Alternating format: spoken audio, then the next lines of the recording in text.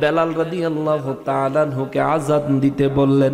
বেলাল রাদিয়াল্লাহু আযান দিলেন, নবীজি নামাজ আদায় করলেন। নামাজের পরে নবীজি নিজের রুমাল চাদর মোবারক বিছাইয়া দিলেন। বিছাইয়া দিয়া কয়, সাহাবীরা কে কে দিবা আমার চাদরে দাও, আজ আমি তোমাদের কাছে চাই, তোমরা আমাকে দাও দাও দাও। সেদিন সাহাবায়ে কেরামের মধ্যে একটা হাসরের ময়দানের মতো অবস্থান হয়ে গেল। সমস্ত সাহাবী দৌড়াদৌড়ি শুরু করলো, যার ঘরে যা আছে, যার ঘরে যা আছে, যার ঘরে যা আছে, যার ঘরে যা আছে। আবু বকর সিদ্দিক রাদিয়াল্লাহু তাআলা আনহু ঘরের মধ্যে পানি খাওয়ার গ্লাসটাও ছাড়ে নাই, সব কিছু লয়ে আইছে। যায় কয়, বিবি রে, ও বিবি ঘরে কি আছে সব কিছু প্যাকেট করে দে। তা আবু বকর রাদিয়াল্লাহর বিবি, আহারে বিবি কেমন বিবি দেখেন, আমাদের দেশে কোন স্বামী যদি অ্যাক্সিডেন্ট হয়, বিবির ঘরে গয়না যদি আনতে যায়, গয়না বিক্রি করে চিকিৎসা করবে, বিবি গয়না লইয়া বাপের বাড়ি আগেই বাইগা যায়। কথা কন না কামিয়া? নিজের গয়না নিজে জমান্য টাকা লিয়ে আগেই বাপের বাড়িতে ভাইগা যায়। অথচ সিদ্দিকে আকবর রাদিয়াল্লাহু তাআলা আনহুর মতো চরিত্র, সিদ্দিকে আকবরের বিবির মতো চরিত্র ধারণ করেন। ওয়াল্লাহি, আল্লাহর কসম, আমার মা বোনেরা গো, আবু বকর রাদিয়াল্লাহর বিবির সাথে একই জান্নাত আল্লাহ আপনাকে দান করবে। সুবহানাল্লাহ। আবু বকর রাদিয়াল্লাহু তাআলা আনহু দৌড়ে ঘরে যায়, কয়, বিবি রে জলদি করো, জলদি ঘরের ভিতরে যা আছে প্যাকেট করে দাও। একবারও জিজ্ঞেস করে নাই কেন। আবু বকর রাদিয়াল্লাহু বলছে, স্বামী বলছে, ঘরের মধ্যে সব প্যাকেট করছে, পানি খাওয়ার গ্লাসটা রাখছে, ওইটা প্যাকেট করে নাই। আবু বকর রাদিয়াল্লাহু কয়, বিবি কিছু মনে করিস না, আজকে ঘরে পানি খাওয়ার গ্লাসটাও রাখবো না। লগে লগে পোটলায় ঢুকাইয়া আবু বকর রাদিয়াল্লাহু নিজের কাঁধে করে লইয়া দিছে দৌড়। মসজিদে নববী শরীফে আমার নবীর রুমাল মোবারকের উপরে আবু বকর রাদিয়াল্লাহর পোটলা যখন রাখছে, আমার নূর নবী রাহমাতুল লিল আলামিন কয়, এরে মদিনাবাসীরা রে, ও সাহাবীরা রে, এরে আহলে সুফফারা, দেখো আমার বন্ধু, আল্লাহু আকবার, দেখো আমার বন্ধু আবু বকর নিয়ে আসছে আমার রুমালে দেওয়ার জন্য, চলো দেখি আমার বন্ধু কি নিয়ে আইলো। নবী রাহমাতুল লিল আলামিন তাকিয়েছেন। আবু বকর রাদিয়াল্লাহু তাআলা আনহুর পোটলাটা খুললে তাকায়া দেখে পানির গ্লাসের থেকে এখনো ফোঁটা ফোঁটা পানি বের হয়। মানে গ্লাসে একটু পানি ছিল, পানিটা খাই এই গ্লাসটা নিয়ে আইছে। এখন গ্লাসের থেকে পানি খাওয়ার সাথে সাথে গ্লাসটা একটু ভিজা ভিজা থাকে না, এক আধ ফোঁটা পানি থাকে না। নবী রাহমাতুল লিল আলামিন কয়, আবু বকর, গ্লাসের থেকে তো পানি বাইরে। কয়, হুজুর পানি ছিল, আমি পান করে নিয়েছি, কিন্তু একটু পানি, সামান্য পরিশেষের একটু ফোঁটা ফোঁটা পানি রয়ে গেছে, হুজুর আমি পরিষ্কার করে দিচ্ছি। নবীজি তাকায়া কয়, আবু বকর, পানি খাওয়ার গ্লাসটাও বাড়িতে ছাইরা আসো নাই, তাহলে তুমি ঘরে কি রাইখাইছো? কয়, হুজুর আমি আল্লাহ এবং আমার রাসূলকে আমার ঘরে রাইখাইছি।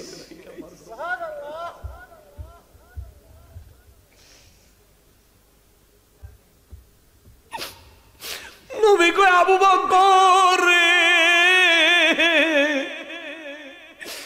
এই জন্য তো আমি নবী তোরে আমার হিজরতের সাথী বানাইছি।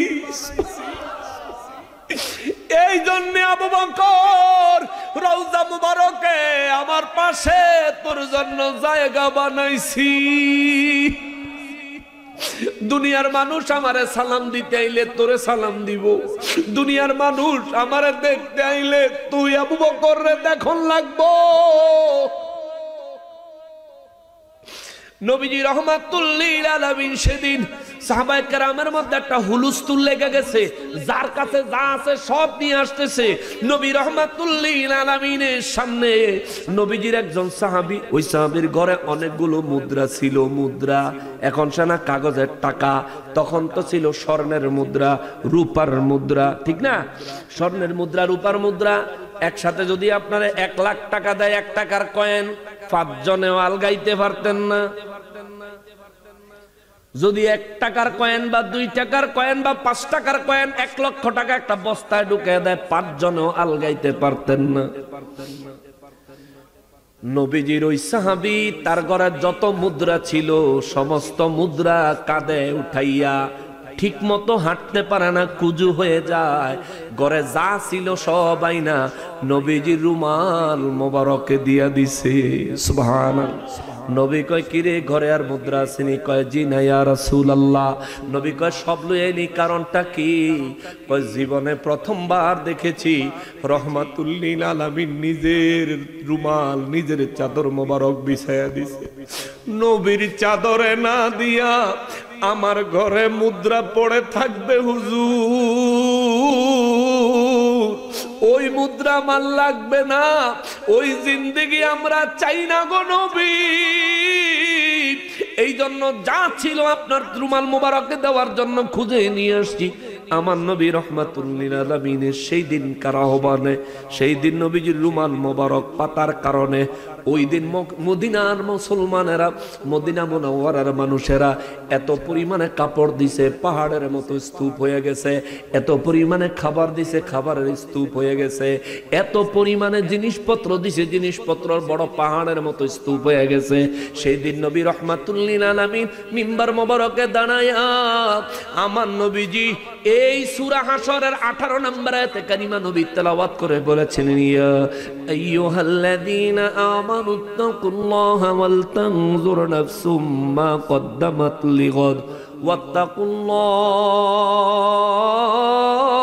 ওয়াত্তাকুল্লাহ ইন্নাল্লাহা খাবীরুম বিমা তা'মালুন। মৌতের তুফান আসবে যখন নবী গো আমার, মৌতের তুফান আসবে যখন নবী গো, দয়া করে দেখাইয়েন, দয়া করে ইয়েন চেহারায়ে আনোয়ার নবীজি। আল্লাহ আল্লাহ ইল্লাহ আল্লাহ আল্লাহ।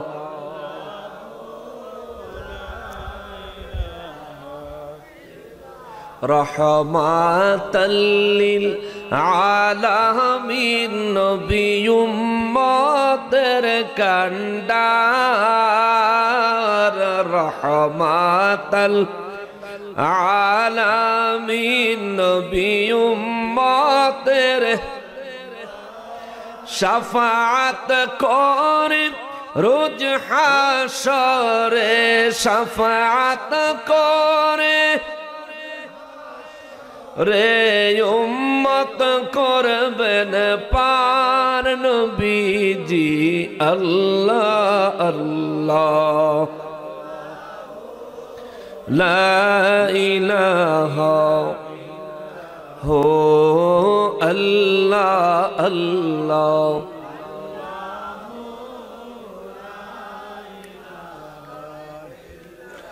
লা ইলাহা ইল্লাল্লাহু মুহাম্মাদুর রাসূলুল্লাহ সাল্লাল্লাহু আলাইহি ওয়াসাল্লাম। সূরা হাশর কোরআন শরীফের 59 নম্বর সূরা, 24 খানা আয়াতে কারিমা রয়েছে সম্পূর্ণ সূরায়। হাশর এমন একটা জায়গা, যে জায়গাতে প্রত্যেকটা মানুষ, প্রত্যেকটা মাখলুকাতকে উপস্থিত হতে হবে। এই বেলাশহরের যত মানুষ আছে, এমন একজন মানুষও নাই যে হাশরের ময়দানে না দাঁড়ায়া কোনো বাইপাস রোডে জান্নাতে চলে যাবে। হাশর আরবি শব্দ, হাশরের বাংলা শব্দের অর্থ হচ্ছে সমাবেশ।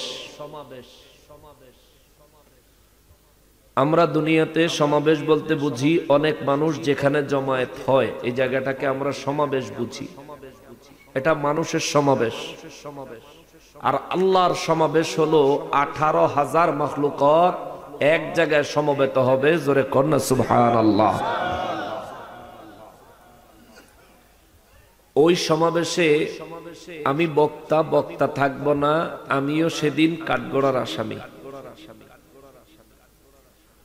ওই সমাবেশে আপনি সমাজের গণ্যমান্য ব্যক্তি আছেন, সেদিন আর কোন গণ্যমান্য ব্যক্তির মর্যাদায় কুলাবে না, আপনিও সেদিন আল্লাহর দরবারে আসামি। হাশরের ময়দানের বিষয়ে আল্লাহ রাব্বুল ইজ্জাত কুরআনুল কারীমে যথেষ্ট পরিমাণে বান্দাকে সতর্ক করেছেন। আর আমার নূর নবী রাহমাতুল লিল আলামিন তো অসংখ্য হাদিস মুবারকের মাধ্যমে উম্মতে মুসলিমাকে হাশরের ব্যাপারে সতর্ক করেছেন। নবীজি বারবার বলেছেন, তোমরা কবরকে ভয় করো, হাশরকে ভয় করো। হাশরের ময়দান হলো এমন এক দিন, হাশর কায়েম যেদিন হবে ওই দিনটা এত ভয়ঙ্কর একটা দিন, যেদিন সমস্ত নবী রাসূলরা পর্যন্ত আল্লাহ পাকের কাহারি সূরতের কারণে ভয়ে আতঙ্কে ইয়া নাফসি ইয়া নাফসি ইয়া রাব্বি ইয়া নাফসি বলে বলে শুধু কাঁদতে থাকবে। জোরে কন্যা সুবহানাল্লাহ। কিন্তু সমস্ত নবীর মধ্যে একমাত্র নবী হলেন আমার নবী, যিনি ইয়া নাফসি না বলে বলবেন রব্বি হাবলি উম্মতি, রব্বি সাল্লিম উম্মতি, ইয়া উম্মতি ইয়া উম্মতি ইয়া উম্মতি। জোরে কন্যা সুবহানাল্লাহ। এই বেলাশরের মানুষ, আশেপাশের গ্রাম থেকেও হয়তো কোনো মানুষ আসছেন, পর্দার আড়ালে আমার মা বোনেরাও আছেন। দুইটা হাত জোর করে বলি, একটু দয়া করে মনোযোগ দিবেন। এইখানে কিংবা পর্দার আড়ালে এমন একজন মানুষ আছেন যিনি হাশরের ময়দানে দাঁড়ানো লাগবে না। আমার কথা বুঝেন না? জবাব দিবেন, হইলে হ্যাঁ, নইলে না। হাশরের ময়দানে দাঁড়ানো লাগবে না এমন একজন মানুষ এখানে আছেন? মা বোনদের প্যান্ডেলে একজন পাওয়া যাবে? আমার আগে রাজাপুরার পীর সাহেব হুজুর কথা বলে গেলেন, হাশরের ময়দানে দাঁড়ান লাগবো নি, কথা কন লাগবো নি। ওই হাশরের ময়দানে দাঁড়ানো লাগবো বিধায় উনি সুর না দিয়া এমন কিছু কথা আপনাদেরকে বলে গিয়েছেন, যে কথাগুলোর উপর আপনি যদি একটু চিন্তা করেন আর পরকালের জন্য নিজেকে প্রস্তুত করার মানসিকভাবে প্রস্তুতি নেন, আল্লাহর কসম এই নীল আকাশের নিচে জমিনের উপরে আপনি আল্লাহর ওলি হয়ে যাবেন। সুবহানাল্লাহ।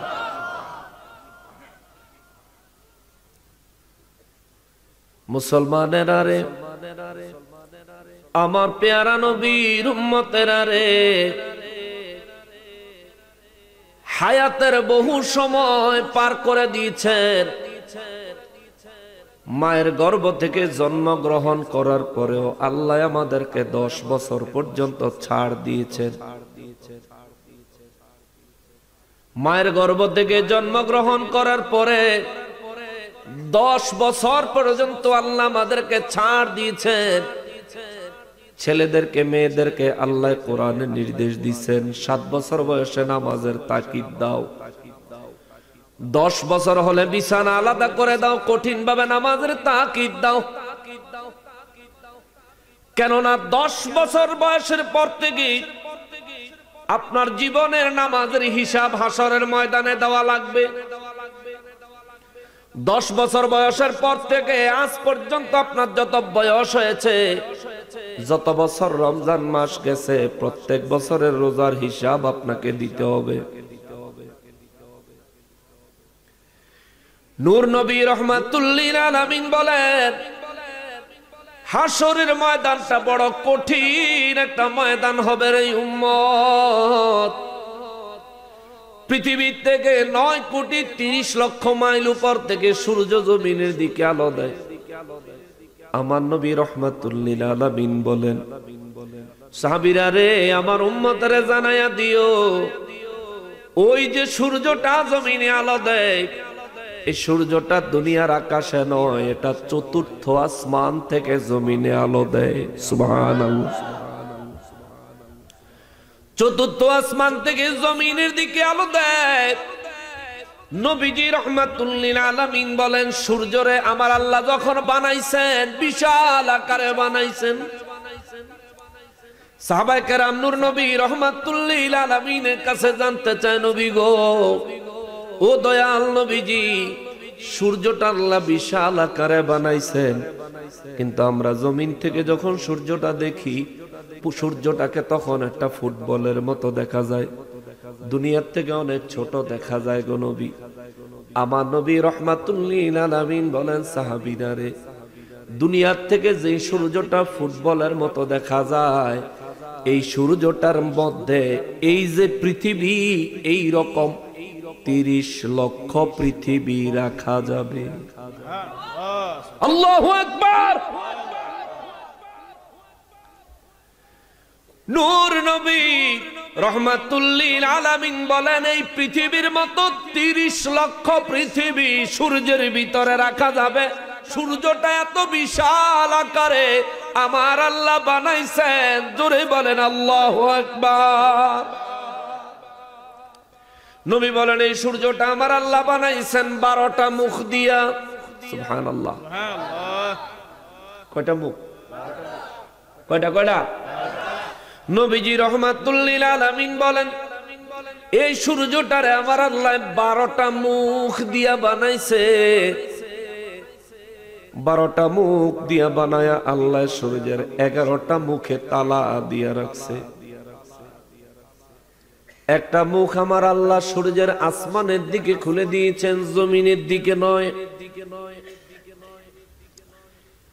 একটা মুখ আমার আল্লাহ আসমানের দিকে খুলে দিয়েছেন, জমিনের দিকে নয়। নবীজি রাহমাতুল লিল আলামিন বলেন, ওই সূর্যটা চতুর্থ আসমান থেকে আসমানের দিকে আলো দেয় একটা মুখ দিয়া। ওই মুখের আলোটা উপরের দিকে যায়, উপরের দিকে থেকে রিফ্লেকশন হয়ে আয়নার মধ্যে লাইট মারলে যেমন লাইটের আলোটা পিছন দিকে আবার বের হয়ে আসে, আয়নায় লাইট মারলে দেখবেন লাইট বের হয়ে আসে, মনে হয় যেন ড্রপ খায়া আলো বের হচ্ছে। নবীজি রাহমাতুল লিল আলামিন বলেন, চতুর্থ আসমানে সূর্যটা আসমানের দিকে আলো দেয়। ওই এক মুখের আলো আসমানের উল্টো দিকে, আসমানের দিকে লেগে আসমান থেকে রিফ্লেকশন হয়ে কিছুটা আলো জমিনের দিকে আসে। তাও আসার সময় 1টা 2টা 3টা 4টা আসমান ভেদ করে তারপরে জমিনে আসে। তারপরে মক্কা মুআজ্জামায় মদিনা মুনাওয়ারায় 50 ডিগ্রি থেকে 60 ডিগ্রি পর্যন্ত তাপমাত্রা হয়ে যায়। চিৎকার দিয়া কোন আল্লাহু আকবার। সূর্যটা বিশাল আকারে আমার আল্লাহ বানাইছে রে সাহাবীরা। নবী রাহমাতুল লিল আলামিন বলেন, এত বড় সূর্যটা আমার আল্লাহ বানায়া 12টা মুখ দিয়ে 11টা মুখ আল্লাহ আটকায়া রাখছেন। একটা মুখ আসমানের দিকে খুলে দিছেন। এই এক মুখ দিয়া সূর্য আল্লাহর সমস্ত সৃষ্টি জগতে আলো দেয়। সুবহানাল্লাহ। একটা মুখ দিয়া সমস্ত সৃষ্টি জগতে আল্লাহর সমস্ত সৃষ্টি জগৎ আলোকিত করে সূর্যটায়। নবী বলেন, সাহাবীরা রে, জমিন থেকে 9 কোটি 30 লক্ষ মাইল উপর থেকে যে সূর্যটা দুনিয়ার দিকে এখন আলো দেয়, আসমানের দিকে দিলে রিফ্লেকশন হয়ে জমিনে আলো আসে। যদি দুপুর হয়, মানুষ গরমে মানুষের অবস্থা খারাপ হয়ে যায়। কয়েক বছর ধরে বাংলাদেশে এমন অবস্থা দাঁড়াইছে, শহরাঞ্চলে কোনো মানুষ এসি ছাড়া বসবাস করার মতো অবস্থা নাই। এত গরমের প্রকটতা বেড়েছে, আবার ঠান্ডার প্রকটতাও বড় বাড়ছে। হঠাৎ করে এত বেশি ঠান্ডা পড়ছে, আজকেও কিন্তু প্রচন্ড ঠান্ডা লাগতেছে। আমার নবী রাহমাতুল লিল আলামিন কয়, সাহাবীরা রে, এই 9 কোটি 30 লক্ষ মাইল উপরে সূর্যটা যেদিন হাসরের ময়দান কায়েম হবে রে, ওই দিন মানুষের মাথার অর্ধ হাত উপরে সূর্যটা চলে আসবে। আল্লাহু আকবার। আদম নবী 120 হাত 60 গজ লম্বা ছিলেন। সুবহানাল্লাহ। আদম নবী কয় হাত লম্বা? 120 হাত, 60 গজ। 2 হাতে 1 গজ, এটা তো আমরা সবাই জানি নাকি? আদম নবী 60 গজ লম্বা ছিলেন। হাসরের ময়দানে আদম নবী যখন দাঁড়াবেন, আদম নবীর মাথার অর্ধ হাত উপরে সূর্য যখন থাকবে, আমি তো 120 হাত লম্বা না, আমি তো মাত্র 3.5 হাত। তাহলে আমি আরো অনেক নিচে থাকবো, আমার মাথা অনেক নিচে থাকবে। এমন চিন্তা করে ঘুম হারাম করিয়েন না। আমার নূর নবী রহমাতুল লিল আলামিন বলেন, হাসরের ময়দানটা এমন হবে রে, প্রত্যেকটা মানুষের মাথা থেকে সূর্যের দূরত্ব হবে অর্ধ হাত উপরে। আল্লাহু আকবার। আদম নবীর জন্য সূর্য আদম নবীর হাতে অর্ধ হাত উপরে, আমি নকশবন্দির জন্য আমার মাথার অর্ধ হাত উপরে সূর্য হবে। আপনার জন্য আপনার মাথার অর্ধ হাত উপরে সূর্য হবে। নবী রহমাতুল লিল আলামিন বলেন, ওই দিন মানুষ পাগল পারা হয়ে যাবে, ওই দিন মানুষ দিওয়ানা হয়ে যাবে, ওই দিন মানুষ সূর্যের তাপে মানুষের অবস্থা বড় খারাপ হয়ে যাবে। সাহাবীরা কয়, নবী গো, যদি একটু বলতেন মানুষের অবস্থা কতটা খারাপ হবে।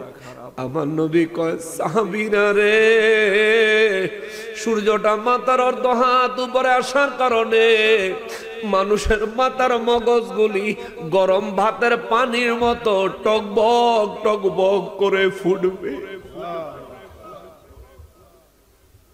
নবী বলেন, মানুষের মাথার মগজ সূর্যের তাপে টকবক টকবক করে ফুটতে ফুটতে, নবী বলেন, গলে গলে গাল মুখ চেহারা বায়া বায়া নিজের শরীর বায়া বায়া পড়বে রে।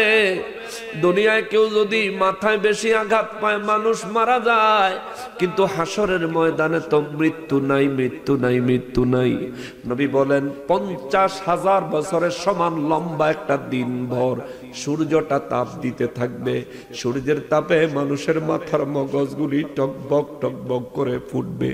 এরে বেলাসরার মানুষ, এরে চান্দিনার মানুষ, এরে কুমিল্লার মানুষ, এ বিশ্বের মুসলমান রে, প্রত্যেকটা মানুষকে হাসরের ময়দানে দাঁড়ানো লাগবে।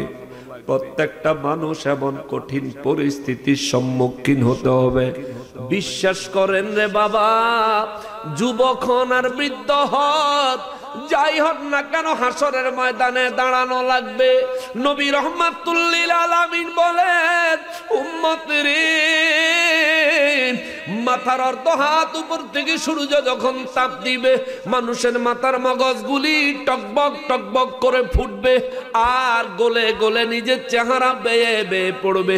আমার নবী রহমাতুল লিল আলামিন আরো কয়, পায়ের নিচের জমিনটা সেদিন আর মাটির জমিন থাকবে না। মাটির জমিনটাকে আমার আল্লাহ তামার জমিন বানায়া দিবে। আল্লাহু আকবার। যে কথাটা আমি তুললাম রে বাবাজি, এই বেলাসরের মানুষ, চান্দিনার মানুষ, কুমিল্লার মানুষ, গোটা বিশ্বে আদম নবীর থেকে আরম্ভ করে যত মানুষ এসেছে, সমস্ত মানুষ আদম নবীর আগেও এখনো কিয়ামত পর্যন্ত যত মখলুকাত আমার আল্লাহ পাঠাইছেন, সমস্ত মখলুকাত গুলিরে আমার আল্লাহ হাসরের ময়দানে দাঁড় করাবেন। সেদিন হুজুর হাসরের ময়দানে, আমিও হাসরের ময়দানে। সেদিন আর আমি বক্তা, আপনারা শ্রোতা থাকবেন না। হুজুর মুনাজাত করেন ওয়ালা, আর আপনারা শ্রোতা থাকবেন, এমন থাকবে না রে বাবা। হুজুরের মাথার অর্ধ হাত উপরে সূর্য, আপনারও মাথার অর্ধ হাত উপরে সূর্য। নবী বলেন, উম্মতেরি, এই জমিনটাও সেদিন মাটিরই থাকবে না, মাটির জমিনটাকে আমার আল্লাহ তামার জমিন বানায় দিবি, তামার জমিন বানায় দিবি।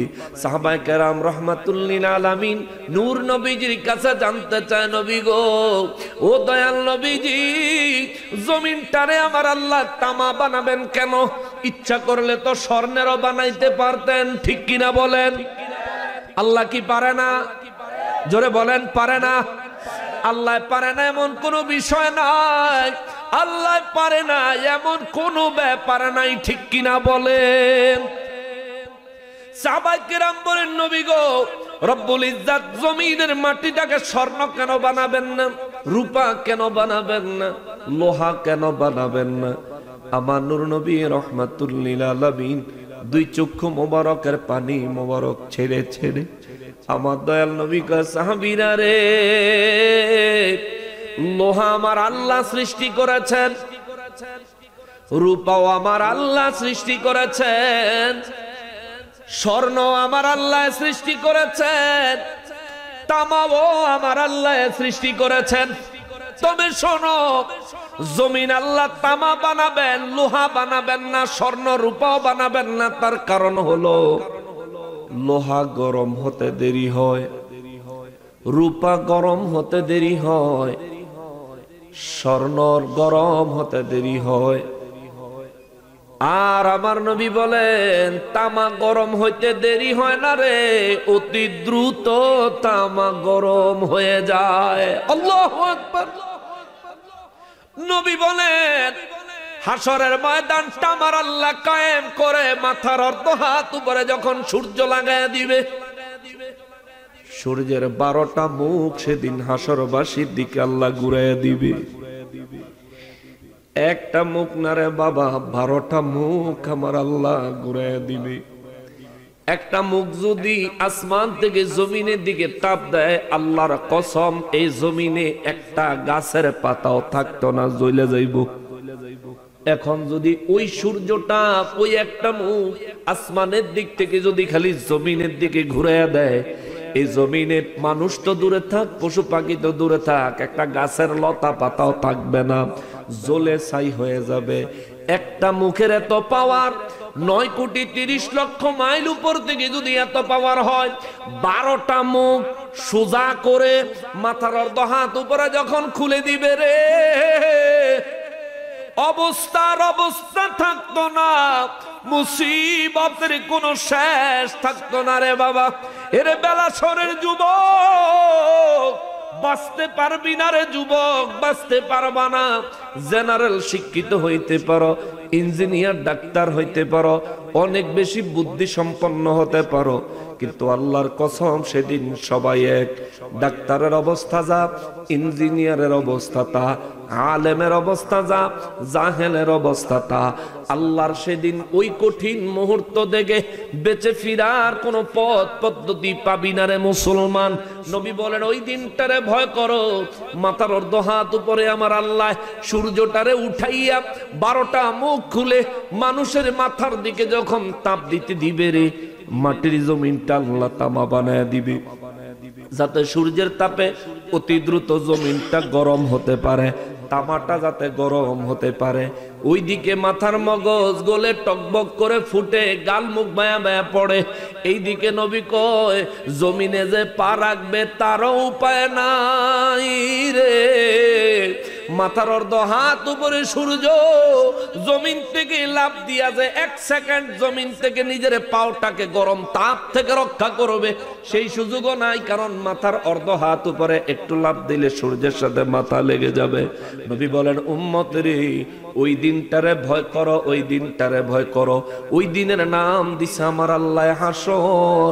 ওই হাসরের ময়দানে সমস্ত মানুষ থাকবে বিপদে। আল্লাহ কয় এক শ্রেণীর মানুষের আমার আল্লাহ নূরের মিম্বার দিয়া সূর্যের তাপ থেকে বাঁচায়া দিবে। সুবহানাল্লাহ। এক শ্রেণীর মানুষের আমার আল্লাহ নূরের মিম্বার পুরস্কার দিবেন। ওই মানুষগুলো নূরের মিম্বারে বসে থাকবেন।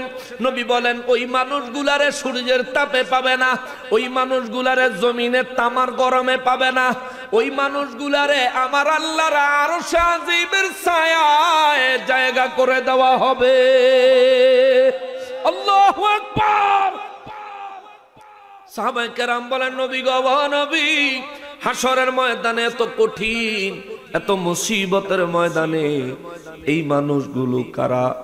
যাদেরকে রব্বুল আলামিন হাসরের ময়দানে নূরের মিম্বার দান করবে। আমার নবী বলেন এই মানুষগুলি হলো তারা যাদেরকে দেখে সমস্ত নবীরা, সমস্ত শহীদরা, শহীদ চিনেন তো, ইসলামের জন্য যারা জীবন কুরবান করে দিছে, জান দিয়ে দিছে, এরা হইল শহীদ। নূর নবী রহমাতুল্লিল আলামিন 1450 বছর আগে আমার নবী বলেন, সেই দিন ওই মানুষগুলো যাদেরকে আমার আল্লাহ নূরের মিম্বার দিবেন, ওই মানুষগুলাকে দেখে নবীরা এবং শহীদেরা আফসোস করবে, আক্ষেপ করবে, ঈর্ষা করবে। তারা সেদিন এমন আফসোস করবে হাসরের ময়দানে, হায় আফসোস, নবী না হইয়া যদি এই মানুষটার মতো হইতে পারতাম।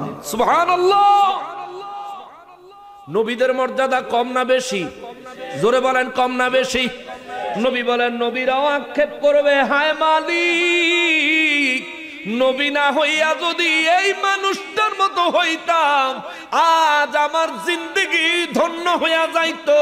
জোরে বলেন আল্লাহু আকবার। নবী বলেন, যারা শহীদ শাহাদাত বরণ করেছে, শরীরে রক্ত মাখা, রক্তে জর্জরিত শরীর নিয়ে হাসরের ময়দানে দাঁড়াবে। তারা যখন ওই মিম্বারে বসা আরশ আজিমের ছায়ায় ওই মানুষগুলাকে দেখবে, শহীদরাও সেদিন আফসোস করবে আর বলবে, হায় আল্লাহ, শহীদ না হইয়া যদি তার মতো একটা মর্যাদাবান মানুষ হইতাম, তাহলে জিন্দেগিটা ধন্য হইয়া যাইতো। আজকে হাসরের ময়দানে আরশ আজিমের ছায়ায় নূরের মিম্বারে মর্যাদা পাইতাম। সাহাবায়ে কেরাম বলেন, নবী গো, ও নবী, নবীরা আবার শহীদরা ওই মানুষকে দেখে, তার মর্যাদা দেখে ঈর্ষা করবে। আমার নবী বলেন, হা হা হা, নবীরা এবং শহীদরা ওই মানুষটাকে দেখে, ওই মানুষের মর্যাদা দেখে ঈর্ষা করবে, আফসোস করবে। সাহাবায়ে কেরাম বলেন, ইয়া রাসূলুল্লাহ, এই মানুষগুলো কারা, তাদের পরিচয় আমরা একটু জানতে চাই। আমার নবী বলেন, তাদের পরিচয় আমি জানি। জোরে কন্যা সুবহানাল্লাহ। হাসরের ময়দানে কি হবে আমার নবী জানে। নবীকে জানাইছেন কে? আরো জোরে বলতে হবে কে? আমাদের দেশে অনেক মানুষ আছে বলে নবী গায়েব জানে না। অনেক মানুষ আছে। হাসরের ময়দানের ঘটনাগুলো কি জাহের না গায়েব? হাসরের ময়দানের ঘটনাগুলো কি ঘটছে না ঘটবো? কথা কয় না, ঘটছে না ঘটবো? এটা কি বর্তমান খবর, অতীতের খবর, না ভবিষ্যতের খবর? কোন খবর? যে হাসরের ময়দান এখনো কায়েম হয় নাই, ওই হাসরের ময়দানে কি হবে না হবে, কে কোথায় থাকবে, এমন কি আমার নবী নিজে কোন কোন জায়গায় থাকবে, এই সমস্ত নির্দিষ্ট ঠিকানা আমার নবী হাদিসে বর্ণনা করে প্রমাণ করে দিয়েছেন।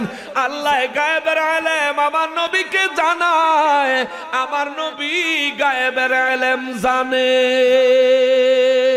ঠিক কিনা বলো? আমার নবী জানে। এখন অনেকে কয় জানে না। নবীজি জানে না, এত বড় কথাটা তুই জানোস কেমনে রে ফাদাম নাম? আমি তো জানতাম স্যার। আল্লাহ নবীকে জানায়। আরে জানায় তো আল্লাহ, কি জানাইছে তিনিই জানে। জানেন তো নবীজি, কতটুকু জানছেন আর কি জানছেন এটা তো নবীজি জানে। তুমি মিয়া আদার ব্যাপারে আইছো জাহাজের খবর লইতে। জিবরাইল আমিন ফেরেশতাদের সরদার, মুআল্লিমুল মালায়েকা, ফেরেশতাদের লিডার হইয়াও জিবরাইল আমিন নবীজির ইলম মোবারকের গভীরতা খুঁজে পায় না। জোরে কন্না সুবহানাল্লাহ। ওই হাসরের ময়দান এখন কইব জিবরাইল আবার খুঁজে পায় না, এটা কেমনে? কোরআন শরীফে একটা সূরা আছে, শুরু হইছে কাফ হা ইয়া আইন সাদ দিয়া, এই আয়াত দিয়া। কাফ হা ইয়া আইন সাদ, এগুলোকে বলা হয় হরফে মুকাত্তাআত। জিবরাইল আমিন এই এক আয়াতের 5 হরফের ওহী নিয়ে 5 বার আইছে। জোরে কোন সুবহানাল্লাহ। আয়েশা নবীজিকে বললেন, হুজুর যদি পড়তেন কাফ, নবী কয় আলিম তু, আমি আগেই জানি। জোরে কোন সুবহানাল্লাহ। ওহী পাঠাইছে কে? নিয়ে আইলো জিবরাইল। কার কাছে? নবীজির কাছে। তো এই মাত্র যেই ওহী নিয়ে আইছে, জিবরাইল আমিন আয়া কয় হুজুর পড়েন কাফ। নবীজি কয় আলিম তু আমি আগেই জানি। তার মানে বোঝা যায় এমন কিছু গভীর বিষয় আছে যেটা আল্লাহ তার রাসূলকে ডাইরেক্ট জানাইছে। আল্লাহ জানে, রসুল জানে, মাঝখানে আর কেউ জানে না। জোরে কন্যা সুবহানাল্লাহ। এই জন্য বলি নবীজির কাছে আয়েশা কয় হুজুর পড়ে না কাফ, নবী বলেন আলিম তু আমি জানি। গেছে আল্লাহর দরবারে, সিদরাতুল মুনতাহা যায়, কয় মালিক, কয় হাল হয়ে যাও। হুজুর আগে কয় আল্লাহ আগের দই তো পড়ে না। আল্লাহ কয় পড়ছে না পড়ছে তোমার দরকার আছে, তুমি পিয়নের মতন থাও, তোমারে দিয়ে চিঠি পাঠাইছে, তুমি চিঠি লইয়া যাও, তুমি গিয়ে পৌঁছাইয়া দাও। এরপরে পড়বো না পড়বো এটা আমার হাবিবের ব্যাপার, আমার ব্যাপার, পণ্ডিতি কইরো না। জিবরাইল আমিন দৌড়ে আইয়া কয় হুজুর পড়তেন যদি হা, নবী বলেন আলিম তু। আবার গেছে সিদরাতুল মুনতাহায়, আল্লাহ কয় লয়ে যাও ইয়া, জোরে কন্যা সুবহানাল্লাহ। জিবরাইল আমিন এবার ডরে ছড়ে কিছু কয় না, দৌড়ে আইছে হুজুর যদি পড়তেন ইয়া, নবী বলেন আলিম তু, এটাও আমি জানি। জোরে কন্যা সুবহানাল্লাহ। আবার গেছে সিদরাতুল মুনতাহায়, আল্লাহ পৌঁছে দিয়েছি। আল্লাহ কয় আমার হাবিবের কাছে নিয়ে যাওয়া আইন। জিবরাইল আমিন দৌড়ে আইয়া কয় হুজুর যদি পড়তেন আইন, নবী বলেন আলিম তু আমি জানি। জোরে কন্যা সুবহানাল্লাহ। কাফ হা ইয়া আইন শেষ হইল সদ, আবার আল্লাহ সদ দিয়া পাঠাইছে, 5 হরফ লইয়া 5 বার আইছে। 5 বার নবী কয় আলিম তু আমি জানি, আমি জানি, আমি জানি। জোরে কন্যা সুবহানাল্লাহ। এখন এই কাফ হা ইয়া আইন সদ জিবরাইল আমিন ওহী নিয়ে আসার আগেই নবী জানে। এখন নবীর জানার গভীরতা কত এটা যদি মাপতে হয়, কোরআন শরীফে কাফ হা ইয়া আইন সদের ব্যাখ্যা আমার নবী বলেন নাই। আজ পর্যন্ত তামাম পৃথিবীতে এমন কোন মুফাসসিরের জন্মই হয় নাই যে কাফ হা ইয়া আইন সদের ব্যাখ্যা করতে পারছে। সমস্ত মুফাসসির এই আয়াতের ব্যাখ্যায় যায় লেখছে আল্লাহু ওয়া রাসূলুহু আ'লামু বিমুরাদিহি। এইটার ব্যাখ্যা, এটার তাফসীর আল্লাহ এবং তার রাসূলই ভালো জানে। সুবহান। এখন খালি গায়েবের ইলম আল্লাহ জানে এই দাবি করলে তাইলে কাফ হা ইয়া আইন সদের ইলম মুফাসসিরিনে কেরাম বলেন আল্লাহও জানে, নবীও জানে। এখন মৌলভী সাহেব যদি কয় আল্লাহ জানে নবী জানে না, বলেন মুফাসসিরেরটা সত্য না মৌলভীরটা সত্য? মুফাসসিরেরটা সত্য। কেন? মুফাসসির গবেষণা করে কথা বলে।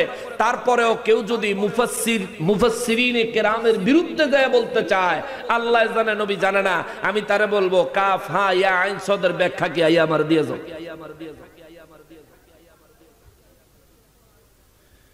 মুসলমানেরা রে, আমার পেয়ারা নবীর উম্মতেরা রে, আমার নূর নবী রাহমাতুল লিল আলামিন হাসরের ময়দানের চিত্র সাহাবায়ে কেরামের সামনে তুলে ধরেছেন। নবী বলেন এমন কিছু মানুষ আছে যাদেরকে হাসরের ময়দানে আমার আল্লাহ নূরের মিম্বার দিবেন। ওই নূরের মিম্বারে মানুষগুলো আরশ আজিমের ছায়ায় অবস্থান করবেন। নূরের মিম্বারে মানুষগুলারে দেখে নবীরা আফসোস করবে, ঈর্ষা করবে, শহীদেরা ঈর্ষা করবে। সাহাবায়ে কেরাম বলেন নবী গো, ওই মানুষগুলার পরিচয় সম্পর্কে আমরা একটু জানতে চাই। আমার নূর নবী রাহমাতুল লিল আলামিন বলেন আল্লাহ পাকের দেওয়া ক্ষমতায় আমি নবী রাহমাতুল লিল আলামিন ওই মানুষগুলার পরিচয় জানি। জোরে কন্যা সুবহানাল্লাহ। সাহাবীরা কয় নবী গো আপনার 2 কদমের কাছে আরজি, ওই মানুষগুলার পরিচয় আমরা একটু জানতে চাই, দয়া করে আমাদেরকে একটু বলে দেন।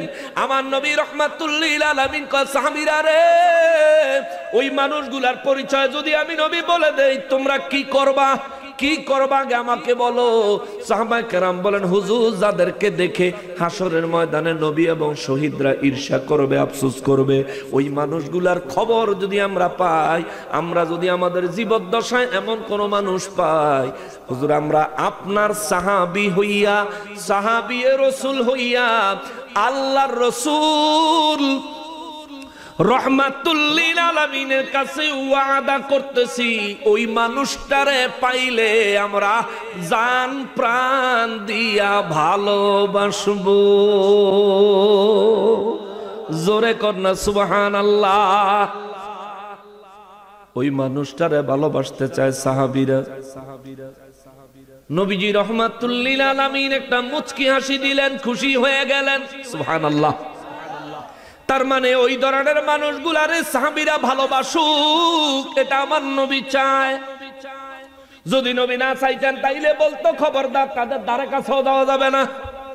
নবী মুচকি হাসি দিলেন, হাসি দিয়া বলেন, শোনো তাইলে তাদের পরিচয়। এই মানুষগুলো অন্য কোন নবীর উম্মত নয়, এই মানুষগুলো হবে আমি নবীর উম্মত। আমার উম্মতের মধ্যে ওলি আল্লাহরা। জোরে কন্যা সুবহানাল্লাহ। আখিরি নবীর উম্মত হওয়ার কারণে, ওলি আল্লাহ হওয়ার কারণে নবী বলেন হাসরের ময়দানে আমার আল্লাহ তাদেরকে নূরের মিম্বার বানায়া দিবে। হাসরের ময়দানে সব দাঁড়ানো, সব ইয়া নাফসি ইয়া রাব্বি ইয়া নাফসি ইয়া রাব্বি ইয়া নাফসি করতেছে, দাঁড়ায়া দাঁড়ায়া চিৎকার দিতেছে, মাথার মগজ গলে গলে জমিনে পড়তেছে, পায়ের মধ্যে পাগুলি তামার গরমে পুড়ে কাবাব হয়ে যাচ্ছে। আমার নবী রাহমাতুল লিল আলামিন বলেন, ওই মুহূর্তে আমার উম্মতের মধ্যে যারা ওলি আল্লাহ, হাসরের ময়দানে আল্লাহ তাগরে নূরের মিম্বার দিবে। মিম্বারের মধ্যে আর সাজিমে ছায়ায় তারা বসে থাকবে, সেখানে তাদের জন্য জান্নাতি নিয়ামতের ব্যবস্থা করা হবে। ওইখানে বসে বসে তারা তাদের আশিকান জাকিরান মুরিদিন মুহিব্বিনের জন্য রব্বুল আলামিনের দরবারে শাফাআত করবে। সুবহানাল্লাহ। মুসলমানের আরে কথাটা তুললাম এই কারণে, এখন তো অন্তর্বর্তীকালীন সরকার হলো ক্ষমতায়। সরকারি কোন লোকের সাথে কারো যদি সম্পর্ক ভালো থাকে, সরকারি কোন দপ্তরে গেলে আপনার মূল্যায়ন কি কম হবে না বেশি? এটা বুঝেন তো? বর্তমানে অন্তর্বর্তীকালীন সরকারের কোন লোকের সাথে আপনার যদি সুসম্পর্ক থাকে, সরকারি যে কোনো দপ্তরে যাবেন, আপনার সুযোগ সুবিধা কম না বেশি? আল্লাহর দরবারেও কিছু আল্লাহর কিছু কুদরতের আল্লাহর নিজস্ব কিছু লোক আছে, সরকারি লোক। আল্লাহ যদি সরকার হয়, সরকারি লোক আল্লাহ রব্বুল ইজ্জাতের কুদরতের নিজের সরকারি নিজের একান্ত বিশেষ লোক যারা, তাদের কথা কোরআনুল কারীমে আমার আল্লাহ বলেছেন, বিসমিল্লাহির রহমানির রহিম, ইন্না রাহমাতাল্লাহি করিবুম মিনাল মুহসিনিন।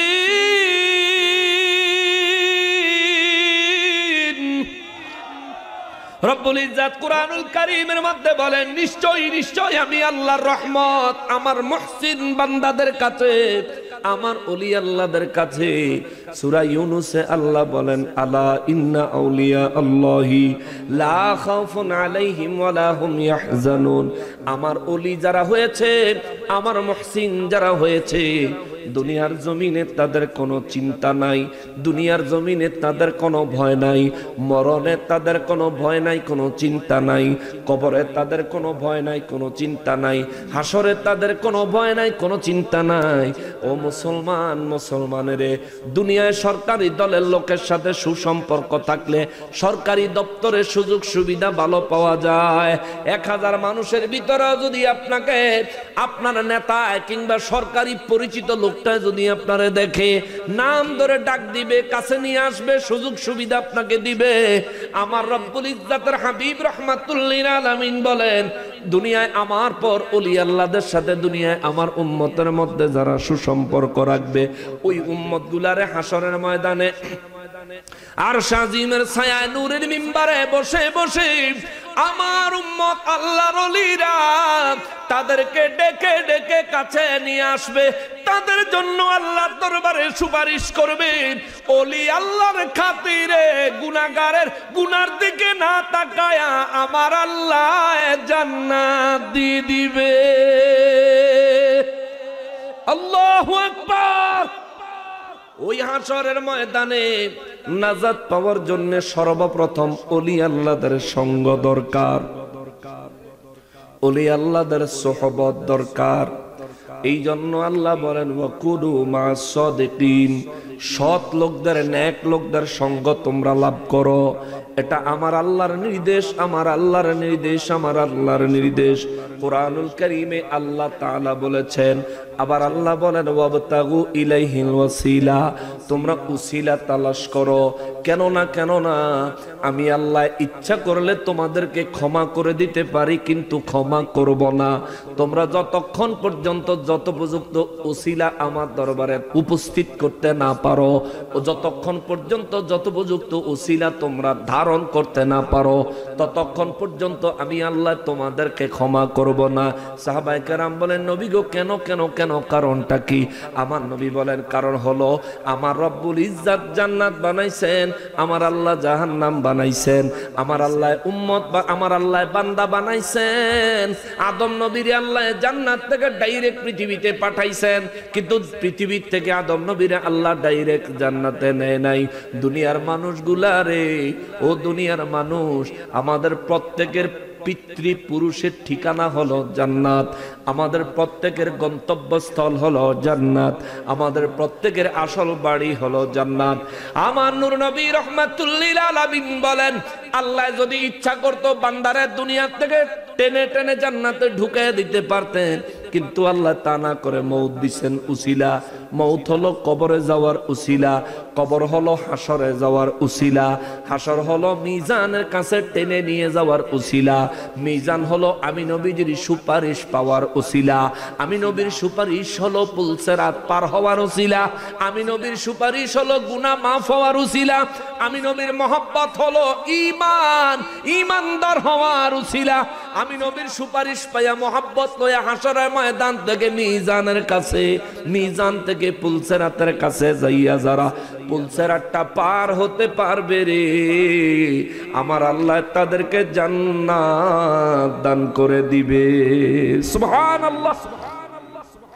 ওসিলা ছাড়া আমার আল্লাহ কিছুই করেন না। বিশ্বাস হয়? বিশ্বাস হয়নি? আমাদের দেশে অনেকে ওসিলার কথা বললে বিরোধিতা করে, না না ওসিলা বলা শিরক,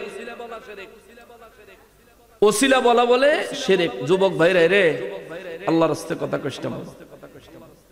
যদি 5টা মিনিট মনোযোগ দিয়ে কথাগুলি শোনো ভাই, বিশ্বাস করো ভাই এটা তোমার জন্য খুব দরকারি ভাই, বিশ্বাস করো এটা প্রত্যেকটা মানুষের জন্য দরকারি। যে আজকে জন্মগ্রহণ করছে তার জন্য দরকারি, যে আজকে জন্মায় আজকেই মারা গেছে এটা তার জন্য দরকারি। প্রত্যেকটা মানুষকে আসলে ময়দানে দাঁড়াতে হবে। তুমি মানো বা না মানো, গুরুত্ব দাও বা না দাও, ওয়াল্লাহি আল্লাহর কসম ফাঁকি দেওয়ার কোনো সুযোগ নেই। হাসরের ময়দানে ভাই বন্ধু কোনো কাজে আসবে না, মা বাবা কোনো কাজে আইতো না। হাদিসে মোবারকে নূর নবী রাহমাতুল্লিল আলামিন বলেন একটা মানুষ একটা নেকির জন্য বিপদে পড়বে।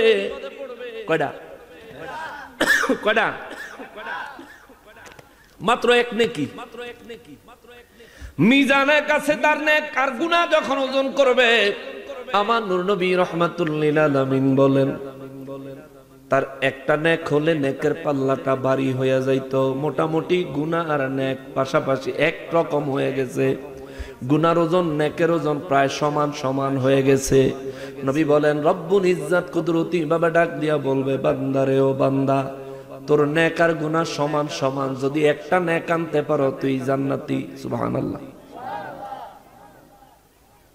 সাহাবায়ে কেরাম বলেন হুজুর তারা কি আল্লাহ জাহান্নামে নিক্ষেপ করবে না? নবী বলেন না। ইয়া রাসূলুল্লাহ কারণটা কি গো নবী, কারণটা কি? আমার নবী রাহমাতুল্লিল আলামিন বলেন কারণ হলো আল্লাহ সিদ্ধান্ত হবে হাসরের ময়দানে, নেক বেশি হলে জান্নাতে, গুনাহ বেশি হলে জাহান্নামে। কিন্তু নেক আর গুনাহ সমান সমান হইলে আল্লাহ কোনো ফয়সালা দেয় নাই। এই জন্য আমার আল্লাহ বলবে তোমার যেহেতু নেক আর গুনাহ সমান সমান হয়ে গেছে, যাও যাও যাও পুরা হাসরের ময়দানে একটা চক্কর লাগায় আসো।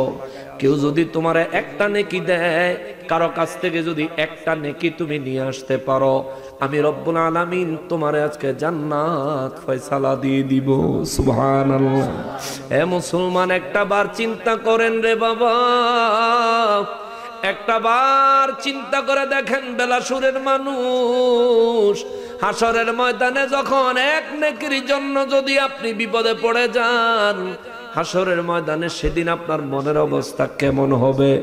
কেন না একে তো সূর্য মাথার উপর থেকে তাপ দিয়া মাথা গালায়া দিবে, তৃতীয়ত পায়ের নিচের জমিন তামায় রূপান্তরিত হয়ে পায়ের গোশতগুলো কাবাব বানায় দিবে। মুসলমান রে, 3 নম্বরে জাহান্নাম। হাসরের ময়দানে আমার আল্লাহ হাজির করবেন 70,000 ফেরেশতারা জাহান্নামের শিকল দিয়া লাগাম লাগায়া টানবে, তবু জাহান্নাম এমন ভাবে হাঁকায়া হাসরের ময়দানে আসবে, জাহান্নাম যেন প্রত্যেকটা মানুষকে গিলে ফেলতে চাইবে।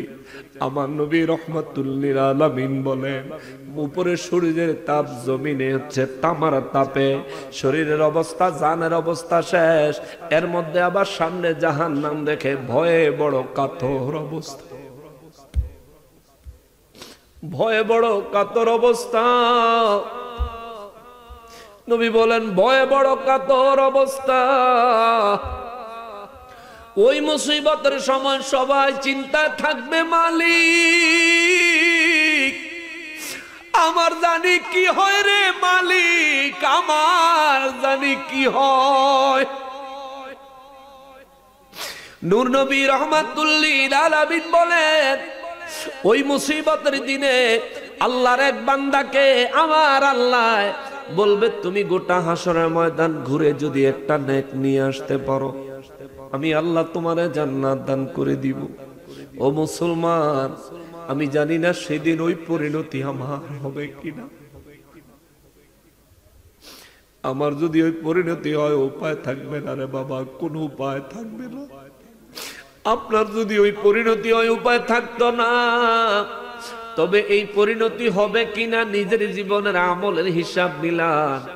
আপনার জীবনে কি পরিমাণে নেক আমল করছেন, কি পরিমাণে গুনাহ করছেন, আপনার থেকে বেশি ভালো আমি কিন্তু জানি না। আপনি জানেন আপনার নেকগুলো এক পাল্লায় দিলে গুনাহটার এক পাল্লায় দিলে সমান সমান হবে কিনা?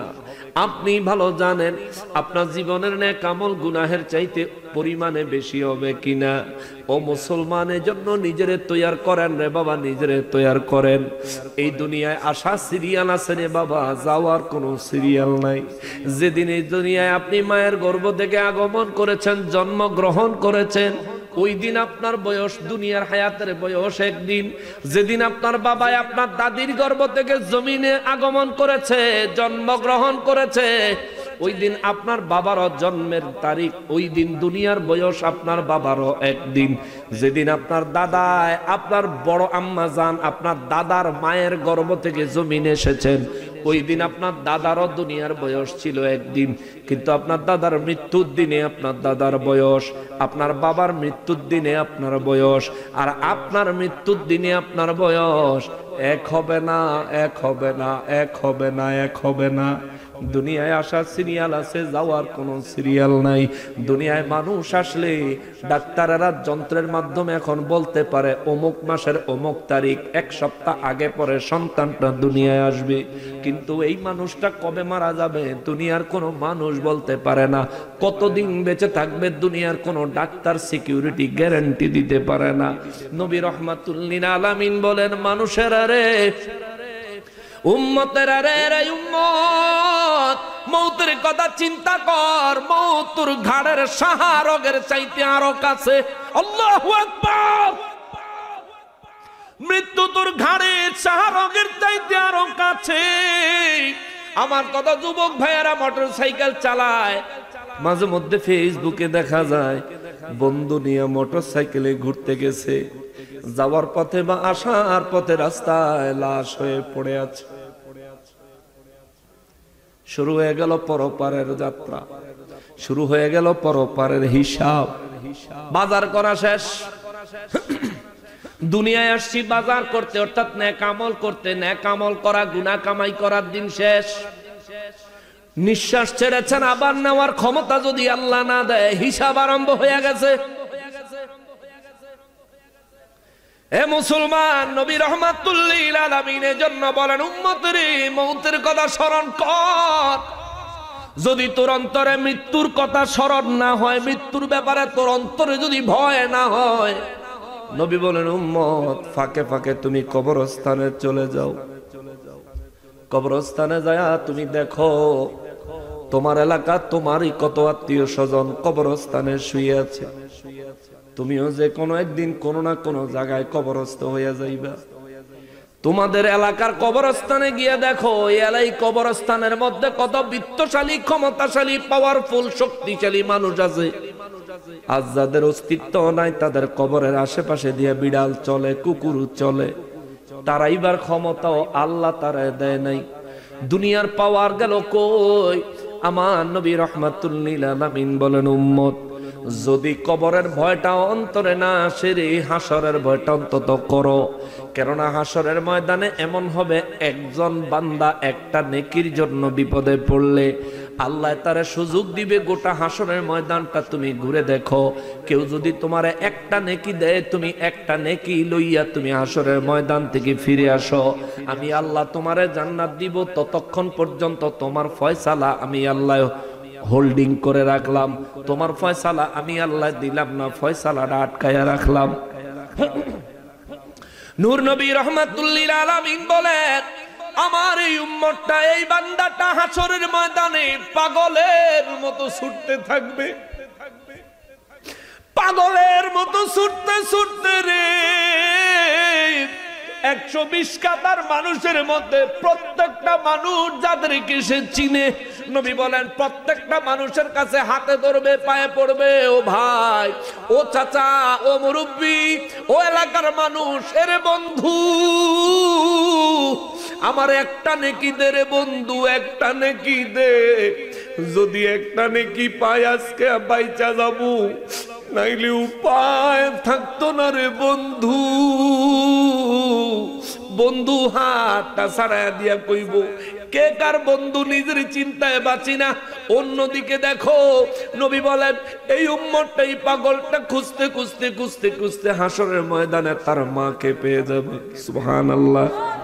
তার মারে খুঁজা পাইলে নবী কয়, পাগলায় তার মারে পায়া তার মায়ের কাছে চিৎকার দেয়া যায়, কইব, মাগো ও আমার মা, মাগো আমারে চিনছেন নি, আমি আপনার সন্তান অমুক। ও মা, একটা নেকির জন্য বিপদে পড়ছি গো,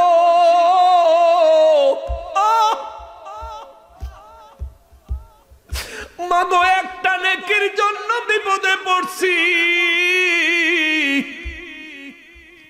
দুনিয়ার জমিনে না খাইয়া আমাদেরকে খাওয়াইছো, এক বেলা খায়া বাকি 2 বেলা আমাদের জন্য খাবারের ব্যবস্থা রাখছো, রাত না ঘুমাইয়া কাটাইছো। আমার প্রস্রাবের মধ্যে মা তুমি কত শীতের রাত ঘুমাইছো। ও মাঝকে হাসরের ময়দানে বেশি কিছু চাই না গো মা, তোমার কলিজার টুকরা, তোমার মানিক ধন আজকে একটা নেকির জন্য বিপদে পড়ছে। মাগো একটা নেকি দাও, আমি জান্নাতে যাব। ও মা, একটা নেকি দাও। নবী বলেন, হাসরের ময়দানটা এত কঠিন হবে রে। নবী বলেন, হাসরের ময়দানটা এত কঠিন হবে রে, মা সন্তানের একটা নেকি দিত রাজি হইতো না। নবী কয়, মা একটা নেকি নিজের সন্তানের দেওয়ার জন্য রাজি হইতো না। ওই আসরের ময়দানটার একটু ভয় করে মুসলমান, ওই আসরের ময়দানের জন্য নিজের তৈয়ার করবে মুসলমান। নবী বলেন, এই মানুষটা দিশাহারা পাগল পারা হয়ে যাবে রে। সেই দিন যদি এই মানুষটার সাথে, এই ধরনের কোন মানুষের সাথে কোন আল্লাহর ওলির সাথে সুসম্পর্ক থাকে, আল্লাহর ওলি তারে নেকি দিয়া পার করে দিবে। সুবহানাল্লাহ। এই মানুষটার যদি দুনিয়ায় কোনো হক্কানি রব্বানি আলিমের সাথে সুসম্পর্ক থাকে, আলেম সেদিন তারে একটা নেকি দিয়া তারে উপকার করবে। সাহাবায়ে কেরাম বলেন, হুজুর নবী গো, আলেম সাহেব একটা নেকি দিবে কিন্তু তার মা দিবে না, কারণটা কি? আমার নবী বলেন, কারণ হলো যিনি আলেম তিনি জানে কেউ যদি তার নেকি দিয়া জান্নাতি হইতে পারে, আর ওই ব্যক্তি জান্নাতি হওয়ার সাথে সাথে যদি কারো জন্য সুপারিশ করে, আখিরি নবীর উম্মত হইলে জান্নাতি ব্যক্তির সুপারিশে আল্লাহ অপর যেই ব্যক্তির জন্য সুপারিশ করবে ওই ব্যক্তিটাকেও জান্নাত দান করে দিবে। সুবহানাল্লাহ। এটা আলেম জানে, এটা ওলি আল্লাহ না জানে, এই জন্য তারা দিবে, বলবে যাও তুমি পার হও, তবে শর্ত আছে কি, তুমি পার হওয়ার সাথে সাথে আমার জন্য সুপারিশ করবা। সঙ্গে সঙ্গে এক নেকি লইয়া দৌড়ে যায়, কইব মালিক ও আল্লাহ, একটা নেকি নিয়ে আইছি, আল্লাহ আমার নেকিটারে গুনাহটারে আর একবার ওজন দিয়ে আমারে মাফ করে দেন, আল্লাহ আমারে জান্নাতের ফয়সালা দেন। মুসলমান রে, এই কথাটা বললাম এই কারণে, কারণ আজ তোমার বন্ধুর সাথে তুমি আলাপ করে সময় কাটাইতেছো, বন্ধুর সাথে ঘুরে ঘুরে রাত তুমি পার করে দিচ্ছ, বন্ধুর সাথে ঘুরে ঘুরে দিন শেষ করে দিচ্ছ, বন্ধুর সাথে মোবাইলে গেম খেলে খেলে রাত শেষ করে দাও, ফজরের নামাজ শেষ করে দাও, এক ওয়াক্ত নামাজ পড়ো না। অথচ আমার নূর নবী রাহমাতুল লিল আলামিন বলেন, আউয়ালু মা ইউহাসাবু বিহিল আবদু ইয়াউমাল কিয়ামাতিস সালাহ। হাসরের ময়দানটা কায়েম হলে, হাসরের ময়দানের অধিবেশন আরম্ভ হবে নামাজের হিসাব দিয়া, নামাজের প্রশ্ন দিয়ে আগে আল্লাহ হাসরের ময়দানের অধিবেশন আরম্ভ করবে। অতএব মুসলমান, বেলাসুরের মুসলমান রে, এরে চান্দিনার মুসলমান, কুমিল্লার মুসলমান, এ গোটা বিশ্বের মুসলমানেরা রে, নামাজ কামাই করিও না, নামাজ ত্যাগ করিও না, নামাজ পড়িও, নামাজ পড়িও, নামাজ পড়িও, নামাজ পড়িও। নামাজ এমন এক ইবাদত যার দ্বারা আল্লাহর সাথে বান্দার দিদার হয়ে যায়। সুবহানাল্লাহ। নামাজ এমন একটা ইবাদত যেটার হিসাব হাসরের ময়দানে কোনো মানুষ যদি সহজভাবে পরিপূর্ণভাবে দিতে পারে, আমার নবী বলেন, যে ব্যক্তি হাসরের ময়দানে রব্বুল ইজ্জাতের সামনে নামাজের হিসাবটা পরিপূর্ণ দিতে পারবে, ওই ব্যক্তির পরবর্তী হিসাবগুলি আমার আল্লাহ নিজেই সহজ করে দিবেন। সুবহানাল্লাহ। বাবারে, ওই হাসরের ময়দানের ঘটনা পরিস্থিতি উল্লেখ করে আমার আল্লাহ সূরা হাসর নাজিল করেছেন। সূরা হাসরের 18 নম্বর আয়াতে কারিমা তেলাওয়াত করেছি। আমার আল্লাহ বলেন, বিসমিল্লাহির রহমানির রহিম, ইয়া আইয়ুহাল্লাযীনা আমানুত্তাকুল্লাহা ওয়াল তানজুর নাফসুম মা কদ্দামাত লিগাদ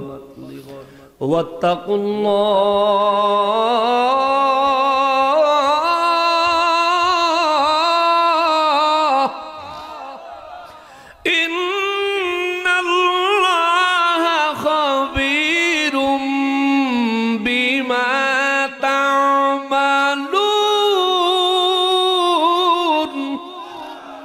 রব্বুল আলামিন বলেন, ইয়া আইয়ুহাল্লাযীনা আমানুত্তাকুল্লাহ, হে ঈমানদারের দলেরা রে, তোমরা আমি আল্লাহকে ভয় করো, আমি আল্লাহকে ভয় করো, আমি আল্লাহকে ভয় করো। ওয়াল তানজুর নাফসুম মা কদ্দামাত লিগাদ, প্রত্যেকটা নফসকে, প্রত্যেকটা আত্মাকে, প্রত্যেকটা ব্যক্তিকে চিন্তা করা উচিত আগামীকাল অর্থাৎ হাসরের ময়দানের জন্য সে কি পাঠাইছে। আগামীকাল হাসরের ময়দানের জন্য সে কি পাঠাইলো, এটা প্রত্যেকটা মানুষের, প্রত্যেকটা নফসের প্রতি আত্মার চিন্তা করা উচিত। বললেন কে? জোরে বলেন না কে? আরো জোরে বলেন না কে? আপনার এলাকার সন্তান প্রবাসে বিদেশে আছে না? আছে না বিদেশে? এই ছেলেটা বিদেশে যাওয়ার পর বিদেশ থেকে কামাই করে করে দেশে পাঠায়, মার জন্য পাঠায়, বাবার জন্য পাঠায়, ভাই বোনের জন্য পাঠায়, নিজের বিবি সন্তানের জন্য পাঠায়, আবার নিজের একটা পার্সোনাল অ্যাকাউন্ট আছে, ওইখানেও কিছু কিছু সঞ্চয় করে, জমা করে। ঠিক কিনা? মুসলমান রে, আমার আল্লাহ কয়, দুনিয়ায় গেলা, দুনিয়াদারি তুমি এত সুন্দর বুঝলা, হাসরের ময়দানে যে আশা লাগবো তোমার খবর আসেনি? বাড়ির থেকে বিদেশে গেলে, প্রবাসে গেলে, ফিরে আবার বাড়িতে আসা লাগবো। বাড়িতে আসলে আবার দেশে আসলে অনেক পরিমাণে খরচ করার জন্য, হাত খরচের জন্য পয়সা লাগবে। এটা বুঝা বাংলাদেশে সন্তান কুমিল্লা চান্দিনার সন্তান প্রবাসে গেলে ওখান থেকে নিজের অ্যাকাউন্টে কিছু কিছু টাকা পাঠায়, টাকা জমায়। আল্লাহ কয় বান্দারে, তুমি দুনিয়ার বিদেশ চিনলা, তোমার আসল বিদেশ চিনলা না। তুমি আছো আসল বিদেশে, তোমার আসল বাড়ি হলো জান্নাত। ওই জান্নাতে যাওয়ার জন্য তুমি কিছু পাঠাইছো নি, কিছু পাঠাইছো নি রে বান্দা, কিছু পাঠাইছো নি। ও বান্দা, তুমি চিন্তা করো, চিন্তা করে দেখো, কিছু জিনিস তুমি আখেরাতের জন্য পাঠাও, আখেরাতের জন্য পাঠাও। জোরে কন্যা সুবহানাল্লাহ। এই কিছু জিনিস আল্লাহ পাঠাইতে বলছেন, এটা নামাজ পড়বেন, নামাজ পাঠাবেন, রোজা রাখবেন, রোজা পাঠাবেন, অর্থাৎ জমায়েত করবেন। আপনার অ্যাকাউন্ট এখানে, অ্যাকাউন্টের ম্যানেজার এখানে, খাতায় লিখতেছে, লেখার ম্যানেজার এখানে। আপনি নামাজ পড়বেন, লিখবে, রোজা রাখবেন, লিখবে, সামর্থ্যবান হইলে হজ করবেন, লিখবে। যদি নিসাব পরিমাণ সম্পদের মালিক হন, 1 টাকা পর্যন্ত হিসাব করে যাকাত দিবেন, লিখবে। আর বিশেষ করে নফল ইবাদত করবেন, লিখবি। বলবেন হুজুর, এই আয়াতের সাথে নফল ইবাদতের সম্পর্ক কি? তাইলে শোনেন, আমার নবী রাহমাতুল লিল আলামিনের দরবারে একদিন দুপুর বেলা হয়ে আসতেছে, সকাল বেলায় নবীজির সাহাবায়ে কেরাম তাফসীরে ইবনে কাসিরের মধ্যে আসলো। তাফসীর ইবনে কাসিরের মধ্যে এই আয়াতের তাফসীরে আসছে, নবীজি রাহমাতুল লিল আলামিন একদিন সাহাবায়ে কেরামদেরকে নিয়ে বয়ান করছেন। সাহাবায়ে কেরাম বসে আছেন, সূর্য মাথার উপরে আস্তে আস্তে উঠতেছে, মানে যোহরের আগে। বুঝতে পারছেন তো? যোহরের আগে তো সূর্য খালি উপরের দিকে উঠে, যোহরের পরে আস্তে আস্তে হেলতে থাকে পশ্চিম দিকে, তাই না? নবীজি রাহমাতুল লিল আলামিন সাহাবায়ে কেরাম বলেন, আমার নবী রাহমাতুল লিল আলামিন আমাদের সামনে বয়ান করতেছেন, এমন সময় সূর্য মাথার উপরের দিকে উঠে আসতেছে, অর্থাৎ সকাল 10টা-11টা এরকম টাইম হবে। নবী রাহমাতুল লিল আলামিনের দরবারে নবীজি বয়ান করেন, সাহাবায়ে কেরাম বলেন, আমরা চাতক পাখির মতো শুনি, নূর নবীজির চেহারা মোবারকের দিকে পাগলের মতো তাকায়া থাকি, চাতক পাখির মতো তাকায়া থাকি। কেননা আমার নবী রাহমাতুল লিল আলামিন এত সুন্দর চেহারা মোবারকের, নূরানি চেহারা মোবারকের অধিকারী ছিলেন রে। আমার নবী চেহারা মোবারক দেখে দেখে ইহুদি, কাফের, বেঈমান, খ্রিস্টানেরা মুসলমান হইয়া যাইতো। সুবহানাল্লাহ। সাহাবায়ে কেরাম বলেন, সেদিন আমার নবী রাহমাতুল লিল আলামিন আমাদের কি বয়ান করছেন, এমন সময় কিছু লোক ওই জায়গায় আসলো, কিছু মানুষ ওই জায়গায় আসলো, যাদের দেহ খালি, যাদের পায়ে কোনো জুতা নাই, কিন্তু সকাল বেলায় ফজরের নামাজের কিছুক্ষণ পরেই বেলাটা উইঠা সারলেই সৌদি আরবের জমিনের পাথরগুলো উত্তপ্ত গরম হয়ে যায়। সৌদি আরবে ফজর নামাজের পর দিয়া 7টা-8টা বাজলেই আমাদের দেশের দুপুর বেলা জমিন এত গরম হয় না, সকালে 7টা-8টা-9টা বাজে জমিন যত গরম হয়ে যায়। কেননা আমাদের দেশে তো ম্যাক্সিমাম মাটি, ওই দেশে ম্যাক্সিমাম হইল পাথর। ওই দেশে এই জমিনের মধ্যে, জমিন ক্ষেত, আমাদের দেশে ক্ষেত ইরিদান লাগাইলে কত সুন্দর ধান হয়, ফসল হয়। ওই দেশের পুরা জমিন হইল পাথরে ভরপুর, মনে হইব পাথরের ক্ষেত।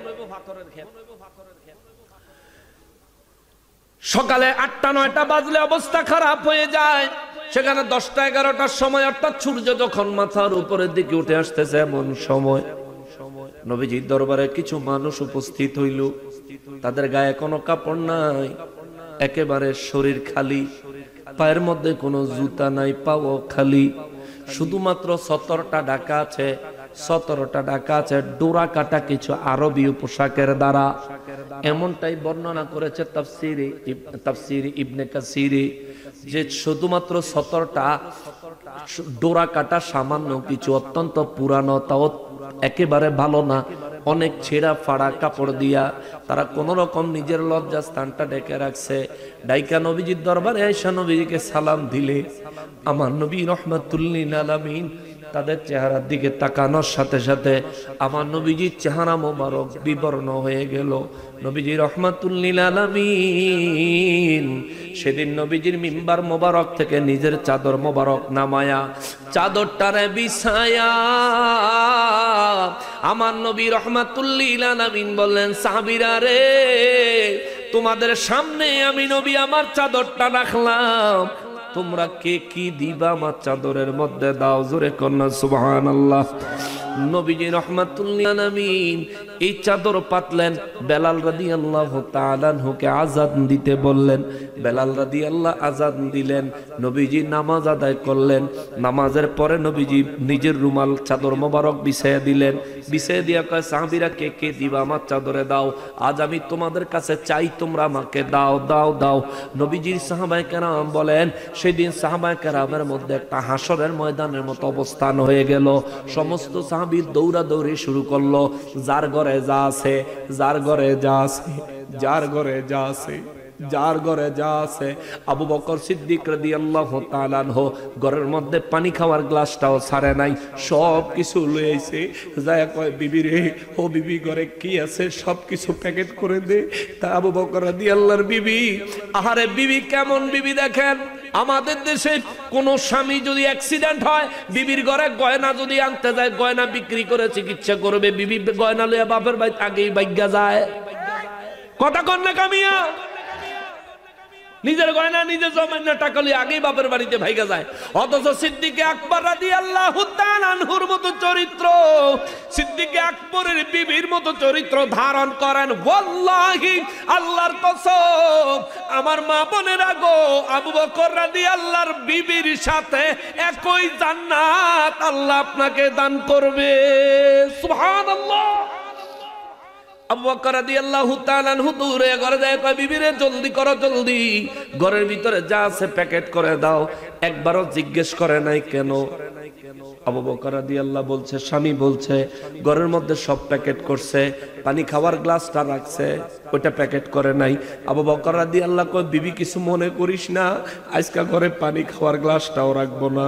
লগে লগে পোটলায় ঢুকায়া আবু বকর রাদিয়াল্লাহু নিজের কাঁধে করে লইয়া দিছে দৌড়। মসজিদে নববী শরীফে আমার নবীর রুমাল মুবারকের উপরে আবু বকর রাদিয়াল্লাহর পোটলা যখন রাখছে, আমার নূর নবী রাহমাতুল্লিল আলামিন কয়, এরে মদিনাবাসীরা রে, ও সাহাবীরা রে, এরে আহলে সুফফারা, দেখো আমার বন্ধু, আল্লাহু আকবার, দেখো আমার বন্ধু আবু বকর নিয়ে আসছে আমার রুমালে দেওয়ার জন্য, চলো দেখি আমার বন্ধু কি নিয়ে আইলো। নবী রাহমাতুল্লিল আলামিন তাকিয়েছেন, আবু বকর রাদিয়াল্লাহু তাআলা আনহুর পোটলাটা খুললে তাকায়া দেখে পানির গ্লাসের থেকে এখনো ফোঁটা ফোঁটা পানি বের হয়। মানে গ্লাসে একটু পানি ছিল, পানিটা খাই এই গ্লাসটা নিয়ে আইছে। এখন গ্লাসের থেকে পানি খাওয়ার সাথে সাথে গ্লাসটা একটু ভিজা ভিজা থাকে না, এক আধ ফোঁটা পানি থাকে না। নবী রাহমাতুল্লিল আলামিন কয়, আবু বকর গ্লাসের থেকে তো পানি বাইরে। হুজুর পানি ছিল, আমি পান করে নিয়েছি, কিন্তু একটু পানি, সামান্য পরিশেষের একটু ফোঁটা ফোঁটা পানি রয়ে গেছে, হুজুর আমি পরিষ্কার করে দিচ্ছি। নবীজি তাকায়া কয়, আবু বকর পানি খাওয়ার গ্লাসটাও বাড়িতে ছাইরা আসো নাই, তাইলে তুমি ঘরে কি রাইখাইছো? কয়, হুজুর আমি আল্লাহ এবং আমার রাসূলকে আমার ঘরে রাইখাইছি।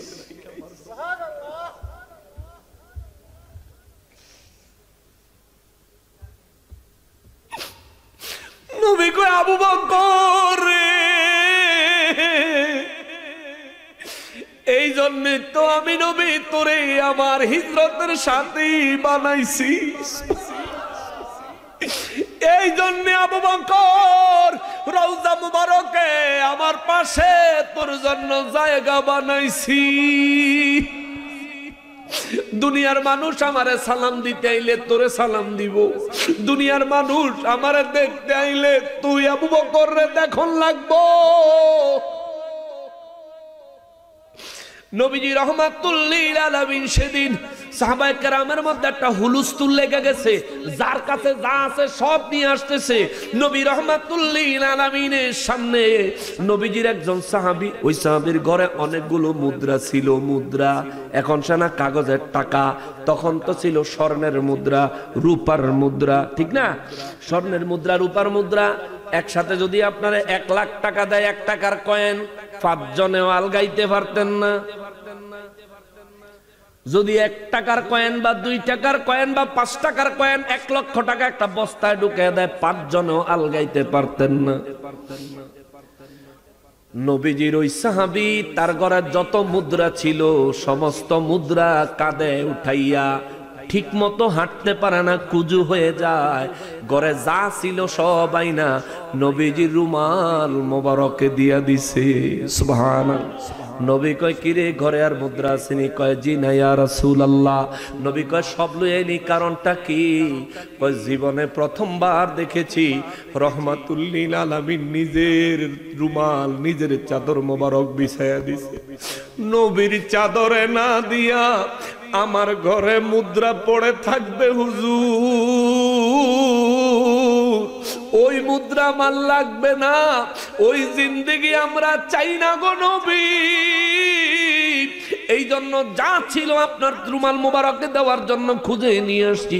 আমার নবী রাহমাতুল লিল আলামিনের সেই দিন কারাহবানে, সেই দিন নবীজির রুমাল মোবারক পাতার কারণে ওই দিন মদিনার মুসলমানেরা, মদিনা মুনাওয়ারার মানুষেরা এত পরিমাণে কাপড় দিছে পাহাড়ের মতো স্তূপ হয়ে গেছে, এত পরিমাণে খাবার দিছে খাবারের স্তূপ হয়ে গেছে, এত পরিমাণে জিনিসপত্র দিছে জিনিসপত্র বড় পাহাড়ের মতো স্তূপ হয়ে গেছে।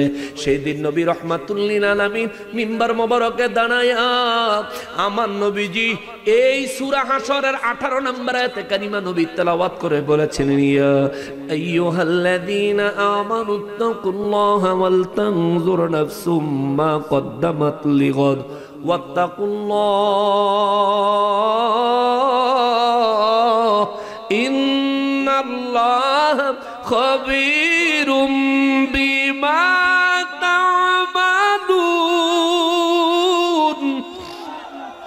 রব্বুল ইজ্জাতের হাবিব রাহমাতুল লিল আলামিন খুদ রব্বুল আলামিনের ভাষায় বলে, ইয়া আইয়ুহাল্লাযীনা আমানু, হে ঈমানদারের দলেরা রে, ইত্তাকুল্লাহ, তোমরা আমার আল্লাহকে ভয় করো, আল্লাহকে ভয় করো।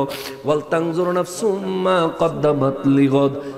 আমার নবী রাহমাতুল লিল আলামিন বলেন, প্রত্যেকটা মানুষের চিন্তা করা উচিত আগামী দিনের জন্য কি পাঠাইছে। এই আমার যুবক ভাইয়েরা রে, এ যুবক ভাই, এরে যুবক ভাই, এ যুবক ভাই, একটু মনোযোগ দাও রে ভাই, একটু মনোযোগ দাও। শোনো, জীবনে পয়সা তো কম খরচ করো না, দিনে অন্তত একটা টাকা হইলেও আল্লাহর ওয়াস্তে দান করিও। মসজিদে দাও, মাদ্রাসায় দাও, কোন মাদ্রাসার তালিবুল আলেমের হাতে দাও, গরিবের হাতে দাও, ফকিরের হাতে দাও, সমাজের অসহায় মানুষের হাতে দাও। দিনে অন্তত একটা টাকা হলেও দান করিও। এমন একটা দিন তুমি পার করিও না যেদিন তুমি একটা টাকাও দান করো নাই। কেন না? আমার নবী রাহমাতুল লিল আলামিন বলেন, যে মানুষ অল্প পরিমাণে দান করে এই দানটা আমার আল্লাহর সাথে সাথে তার আমলনামায় লেখে না। এই দানটা রব্বুল আলামিনের দরবারে নিয়া আমার রব্বুল ইজ্জাত নিজে দানটাকে লালন পালন করে। সুবহানাল্লাহ।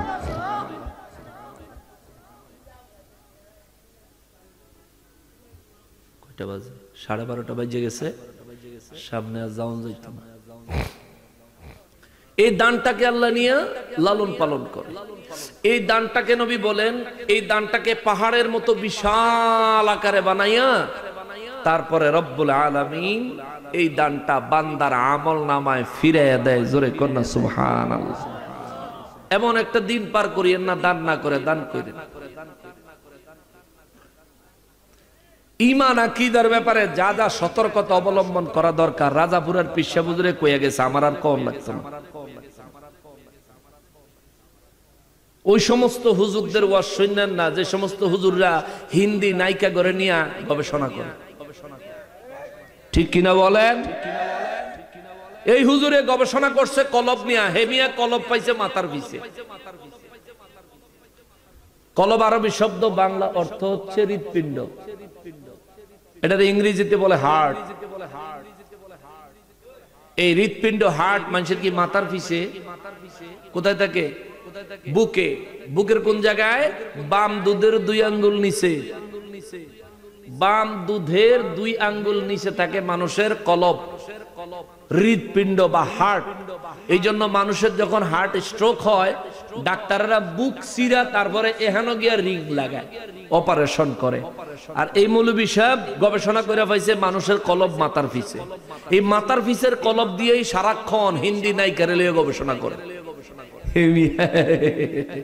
চিন্তা করেন যে কঠিন নাম কইছে, আরে বাপ রে বাপ রে বাপ, এই নাম তে মুখস্থ করলো কেমনে?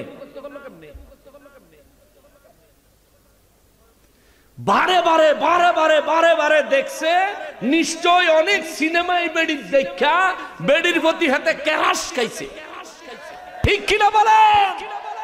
কেরাস খাইয়া বেডির নাম ঠিয়ানা শুনতে চাই না রে বেটা, তুই মুলুবি, তুই নায়িকার নাম কি লিখে জানবি?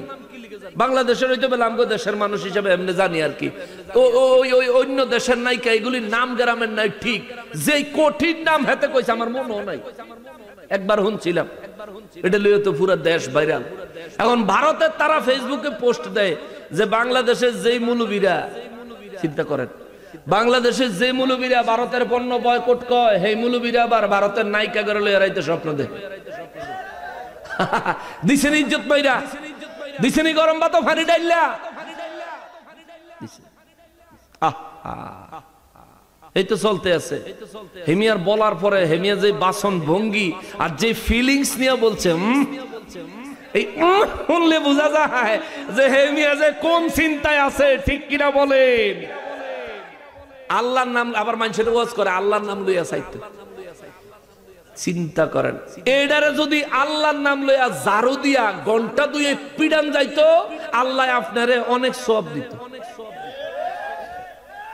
আল্লাহর নাম লইয়া সমস্ত মুলুবি ফিটটা লাইতো।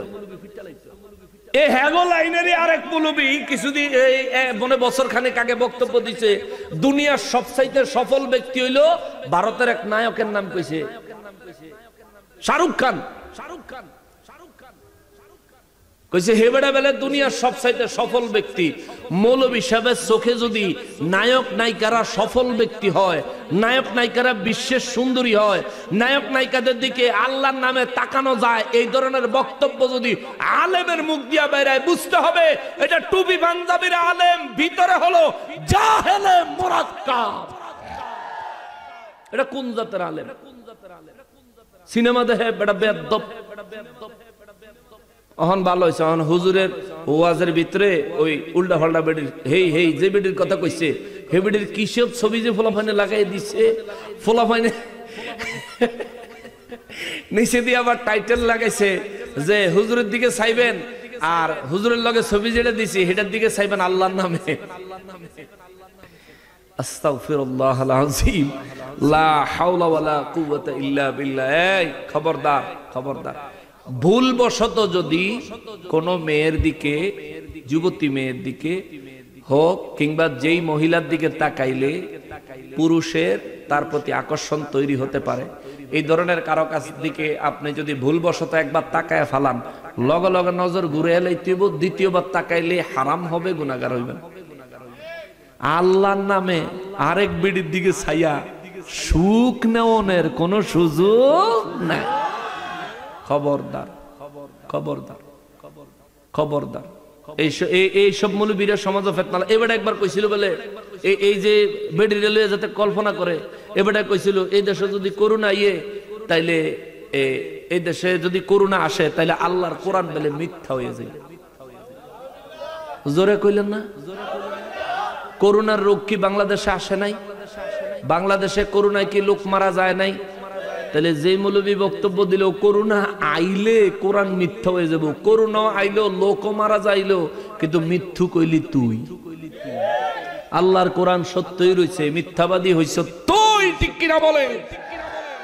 এগুলির থেকে বাচ্চা দেখেন। হ্যাগো দলের হুজুররাই এক একজন এক এক বিরাট বিরাট ছাপাবাজি করে। কেউ কয় হেলিকপ্টারে উঠে না রকেটে উঠে, কেউ কয় 90 সালে বেলে চ্যাম্পিয়ন আছিল, খেলছে ফুটবল।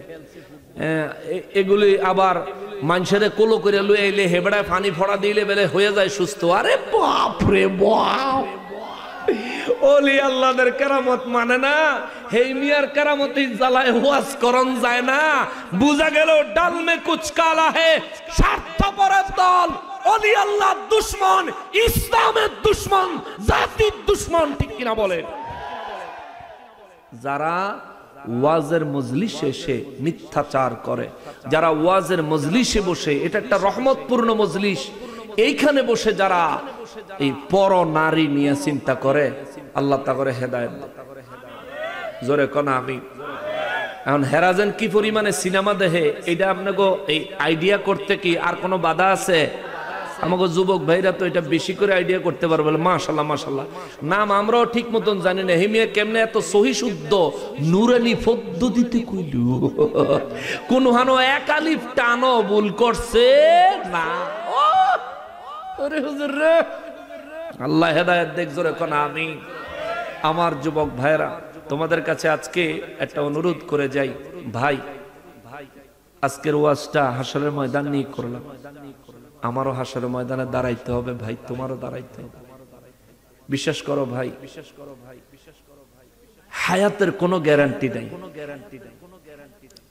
ওরে 30 বছর বয়স তোমার ভাবছো মনে মনে, 60 বছরের বাবা থাকতে তুমি মরবা কেনে?